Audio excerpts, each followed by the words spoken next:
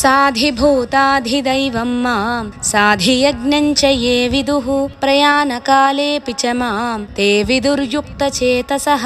అధిభూతం, అధిదైవం, అధియజ్ఞం అన్ని నేనే. ఈ మూడింటి గురించి తెలుసుకున్న సాధకులు అవసాన సమయంలో నిలకడగలిగిన మనస్సుతో నా గురించి తెలుసుకుంటారు, నన్నే స్మరిస్తారు, నన్నే ధ్యానిస్తారు. ఇక్కడ మనం ఒక విషయం గ్రహించాలి. ప్రయాణకాలేపి చ మాం అంటే అంత్యకాలమందు కూడా అని అర్థం. కేవలం అవసాన కాలంలో మాత్రమే అని చెప్పలేదు. కాబట్టి ఆరోగ్యం బాగా ఉన్నప్పుడే, దేహంలో శక్తి ఉన్నప్పుడే సమస్త సాధనలు చేయాలి.